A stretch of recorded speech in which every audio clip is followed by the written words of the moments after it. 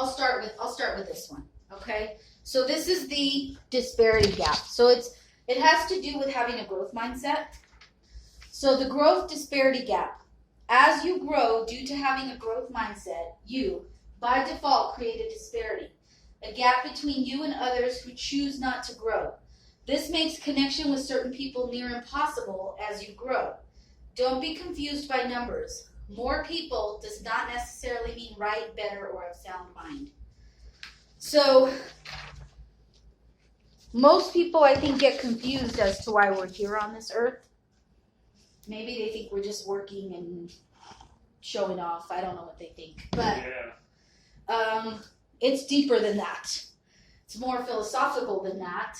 It is more important than that. So we're on an evolutionary path. Remember when I showed you guys Maslow's hierarchy of needs?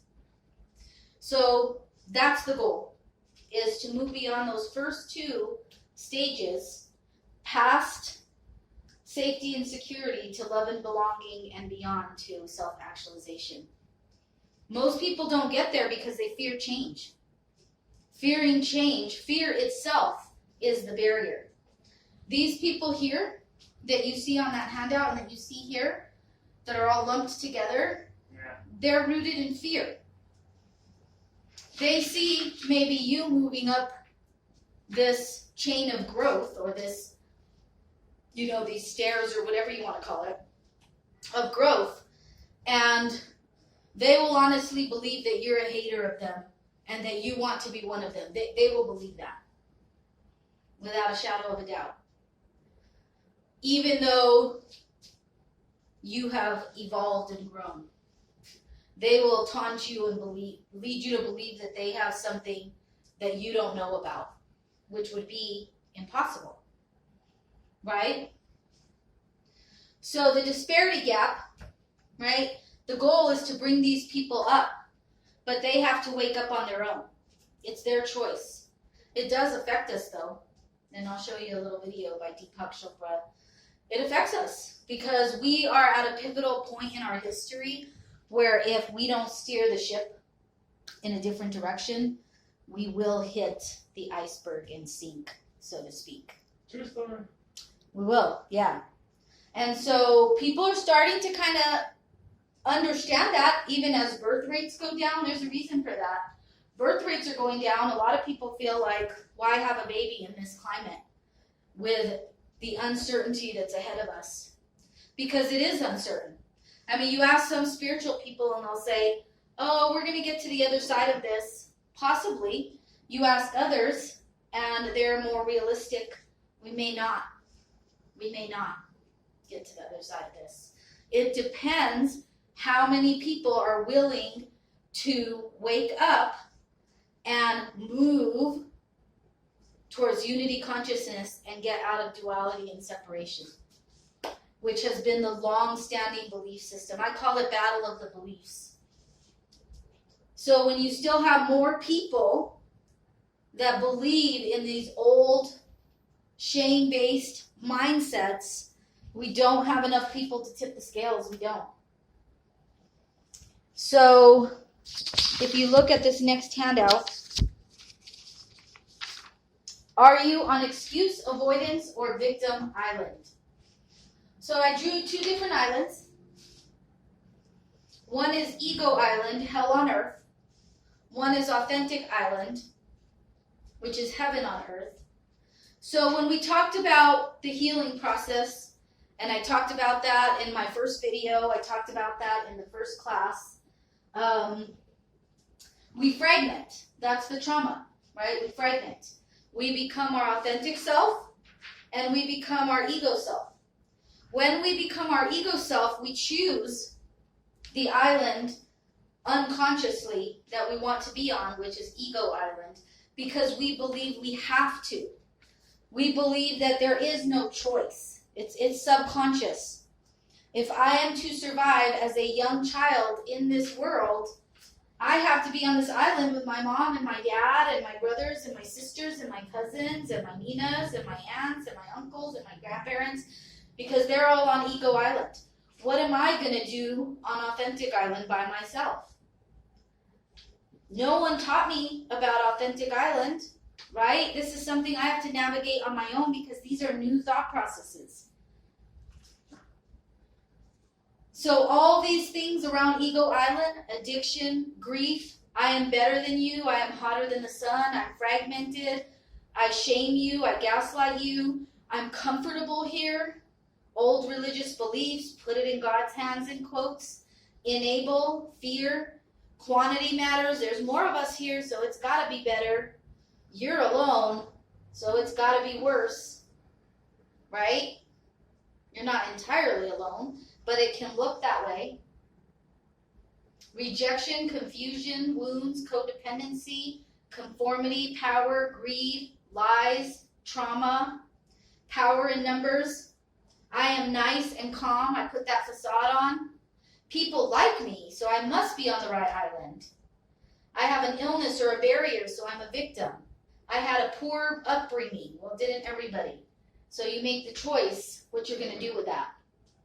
I am a leader here. Are you? Where are you leading people to? Down dark alleys. Further into this mindset. This island, accountability, information, quality, creativity, truth, integration, confirmation versus validation for who you are as a person, personal responsibility, trust, no shame, equality, personal power, peace, communicate feelings. So it says, are you on excuse, avoidance, or victim island? Important to know where you're at. Are you with the herd down here? Or are you starting to wake up, educate yourself, moving into these higher states of consciousness that does create a disparity? So how do we help people heal? 3 things. We have to hear people, we have to validate people, and we have to support people. How do we heal? We seek out those same 3 things. Now that's the issue right there. People are like, well, where do I seek out these things? Because most people will be gaslighted. Because that's what people know. People have a PhD in gaslighting without even realizing it. They are masters at gaslighting. So finding people who are going to hear you, validate you, and support you. Now again, I want to go over validation. Not validating you as a person. Validating the circumstance that you experienced. You don't need validation as a person because you're amazing just the way you are. You don't need somebody to validate that. Don't be fooled by all the social media and Facebook stuff. You don't need somebody to validate who you are. However, in order for us to heal, and they've done clinical studies on this. There's clinical studies. So most of the studies have been done on veterans, people who were at war. So they have what's called survivor's guilt. When they survive and their partner doesn't, because they're it's highly ingrained in them that their partner, that they have to look out for their partner and vice versa, right? Yep. There's a bond there. And so when one dies and the other survives, there's survivor's guilt. Oh yeah. You might be, are you familiar with that? Yeah. Is it just survivor's guilt, like sad somehow, or It's that being partnership or something like that. Yeah, what happens is if somebody doesn't validate the experience, they will stay stuck in the PTSD and grief. This has also been studied with people who have survived airline crashes, which are extremely rare. Yeah, but that's pretty scary. It's like feeling guilty, like you feel guilt all Yeah, no matter what. Yeah. Well, Throughout your whole life, you know. Yeah, people around you are dying and you didn't. Yeah. Then you ask yourself, why did I survive this? We also have researched this about car accidents. So people who have a car accident with somebody and they survive and the other person doesn't, there's survivor's guilt. So they need some kind of therapy. Yeah, to say, you know what? It's okay. what you experienced was a horrific situation. Same thing with sexual abuse, same thing with physical abuse, same thing with emotional abuse, sexual assault. Somebody has to tell you that what happened was not okay, so that you're not blaming yourself, thinking that somehow you created the situation that resulted in your wound. Well, I'm asking that. I mean, like I said, guilt. I can't. To this day, I still can't live with myself too. So, because my girlfriend passed away more than 10 years ago, and I still blame myself for it. Mm-hmm. And it still hurts. It fucking hurts. It really hurts me to lose. Why does it be her? I mean, that can't be me. Like, please take me. And to this day, it still hurts me. It still affects me mentally too. So. Yeah, those are standard feelings that people have when they have that experience. And it's like 10 years. Like 10 years, it passed through because this is too much for me. Sometimes that's the reason I start drinking myself. Drinking myself, hoping one of these days I'll fucking drown myself in alcohol and just not wake up one of these days, you know. So it's just the pain talking. It's the pain talking. So thank you for sharing that. I mean, for being vulnerable to share that. It's important because grief is not a process. I don't think grief is a process. Okay? To me, grief is something that changes us permanently. So we learn to live with it. It's a part of our life. It's a part of our lifestyle. We learn to live with certain things, but that doesn't mean that we ever get to a place where one day we wake up and it no longer affects us. There might be longer periods of time that we go between moments where we have triggers and react to those triggers. However, we have no way of predicting how often those triggers will come up. Some people initially feel like they're okay, and then 5 years down the road, whatever incident took place that led to the grief really affects them. And that's where they need to come in and they need to have somebody say, that was a really tough situation. I am sorry you experienced that. So on this handout here, I have a little case study about Sarah. Sarah is 19 years old and she attends Georgetown University in 1981. Sarah goes to a party off campus on a Friday night and gets sexually assaulted. Okay, so there's two outcomes there. So Sarah's 19. We know it's 1981, so we know it's pre-1995, pre-internet. You said 1981? Mm-hmm. 1981? 1981. That's really dark. It's far back. It's far back. So there's going to be some old belief systems. So it's important to note the time period because the location. Georgetown is in Washington D.C. Yeah. And so she's 19. She's young. She goes to a party. She's wants to have fun. She's a college student, right? So the first outcome is she decides, okay, I'm going to go to the student health center. So here's Sarah. Sarah wants to go to the student health center, which is a good call. That would be what we would recommend. So she goes to the student health center. And she asks to talk to a counselor. After she got, the whole event happened? Yeah, after she got sexually assaulted. Oh, okay. And the counselor says, what were you wearing? Why were you there? And what were you doing? And why were you out that late? So it's all rooted in shame, which was very common in the 1980s and 90s and even early 2000s. And any time before that. Even now sometimes, you'd be surprised. At least she's or maybe not. Nice talker. So then the outcome, because of the shame, she remains depressed, sad, anxious, drops out of school due to failing grades. Damn. Yeah. So negative see. outcome. I seen it happen before. Yeah. Mhm. And then here's Sarah, outcome number 2. So Sarah goes to the same student health center.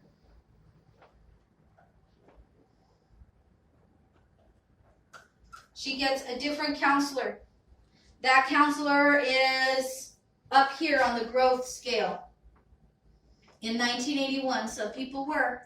She was progressive, an activist. Understood shame and the female dynamic, as well as the male dynamic in our society. So she's a sociology professor, but also a psychology professor and counselor. She tells Sarah, I am sorry that happened to you. That had to have been traumatic. That shouldn't have happened and you didn't do anything wrong. Sarah hears that and she takes it in, and it changes the outcome for Sarah. Because Sarah says, somebody heard me. They validated that that was a painful experience and that that shouldn't have happened. So now Sarah can take that information and Sarah can grow from it. Okay? She's going to grow. This might keep her stunted and re-traumatized, outcome 1. Outcome 2, she starts to heal. She feels supported and heard. That's 2 different timelines. 2 different timelines, yeah. And then she graduates with a BA in teaching and has a 3.2 Oh GPA. yeah. Oh yeah. Just based on one change to an interaction. You would be amazed how many people stay stuck here because they don't get that positive interaction. They don't get that healthy interaction that they need to move forward. They don't get it. They don't get it. And that's sad that they don't get it. Yep. Okay? Yeah, that's crazy. So, if they do get it, the outcome can be different. Now, depending on the extent of the trauma, sometimes this has to happen multiple times. For me, that's been the case. Sometimes I've had to hear it multiple times with certain situations. Me too. Because what other people will do sometimes is, if you've been re-traumatized enough times, where people say, you're blowing up, or you have issues, or you're gaslighted a lot, you'll start to think that you are the problem, particularly if you were the scapegoat in your family, which I was, which we will get to. True story, yeah. Yeah, it sounds like you can relate to that. Yeah. So these 3 handouts encompass information on dysfunctional family roles. So this will be the last topic that we discuss. So dysfunctional family roles. This is an important thing to know. I mean, all of it's important to know. It all connects. However, It does. it really does. So dysfunctional family roles. I used my husband's family, my family, and then a general. There are also some great YouTube videos on this, but this is an exercise that I recommend that people do if they are willing to, and if they are aware enough to be real with themselves and say, okay, I'm not blaming. This isn't about blame. That's what I tell people. This isn't about blame. This isn't meant to blame people. This is meant to educate people. Because if we keep people in the dark, then how are they ever going to grow? How are they ever going to grow on that gap, that disparity growth gap? How are we ever going to close that disparity growth gap? The only way we're going to close it is if we educate people.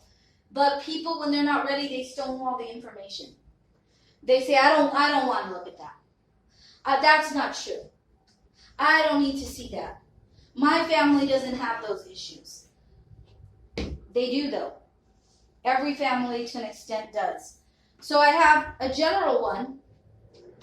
So the average American family has 2 to 3 kids. So here you have a mom. You have a dad. there's the spectrum of narcissism and codependency. It doesn't mean that somebody's an actual narcissist. It means that they lean more towards that side of the spectrum. So let's say this is the mom. This is the dad. Okay? The mom has more narcissistic tendencies.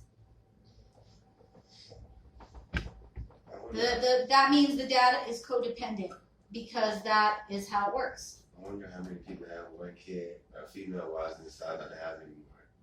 But the average is like 3 to 4. The average is actually 2.5. So most people have between 2 to 3 kids. Did he come out with his sword? Half of his body is Yeah. Yeah, most people have between 2 to 3 kids.